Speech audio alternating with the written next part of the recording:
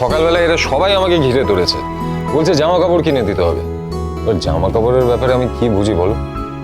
শোনো না, বলছি তুমি ব্যাপারটা একটু ম্যানেজ করে নাও না গরিমা। কিন্তু আজকে তো আমার প্রোগ্রাম আছে, আমি তো 7টার আগে ফ্রি হব না। আরে তোমার প্রোগ্রামে তো আমি যাচ্ছি। আর শোনো, তোমার প্রোগ্রাম 6টায় শুরু হবে না, 7টার মধ্যে আশা করি তুমি ফ্রি হয়ে যাবে। তারপর আমরা চলে যাব শপিং করতে। আর দোকানগুলো 9টা অবধি খোলা আছে, ডোন্ট ওয়ারি। বাড়ির আর কেউ যাবে না? শুধু আমাকে এই দায়িত্বটা দিয়েছে। এরা সবাই না তোমাকে খুব ভরসা করে, জানো তো গরিমা। আমাকে আমার বোনেরা বলছিল, গরিমা দিদি যদি আমাদেরকে জামা কিনে দেয় তাহলে আমরা খুব খুশি হব, আমাদের খুব পছন্দ হবে। আচ্ছা, তুমি অফিসে কখন বেরোবে?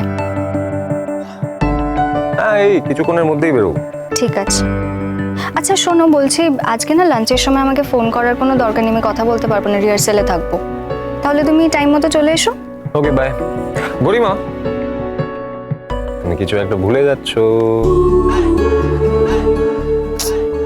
উফ, তুমি না পারো, সিরিয়াসলি। আমি এখন খুব ব্যস্ততার মধ্যে রয়েছে, আমাকে এক্ষুনি বেরোতে হবে। আমি কি আমার পাওনাটা পাবো না?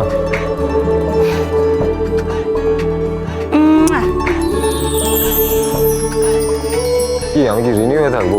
চাই না। কি বলবো আমি, আশ্চর্য।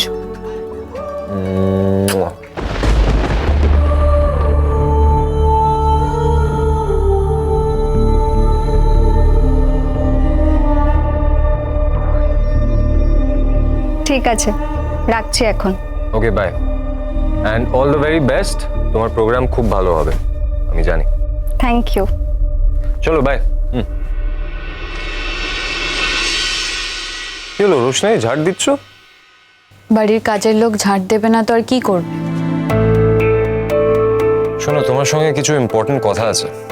আমি জানি স্যারজি, আপনার পক্ষে আমাকে আর এখানে রাখা সম্ভব হচ্ছে না। আমার জন্য আপনাকে এম্বারেসড হতে হচ্ছে। বিশ্বাস করুন, আমিও সত্যি আর এখানে থাকতে চাই না। আপনি আমার জন্য একটা টিকিট কেটে দিন, আমি একাই চলে যাব। কোথায় যাবে তুমি? এত বড় পৃথিবীতে আমার জন্য কোনো না কোনো একটা জায়গা তো ঠিক আছে, খুঁজে বের করে নেব আমি। ওটা রাখো। এসব বাজে কথা না বলে আমি যেটা বলছি সেটা মন দিয়ে শোনো। বাজে কথা নয় স্যারজি, আমি চাই না আমার জন্য আপনাকে আর এম্বারেস হতে হোক। রোশনাই, যদি আমাকে এম্বারেস করতে না চাও তাহলে আমি যেটা বলছি সেটা মন দিয়ে করো।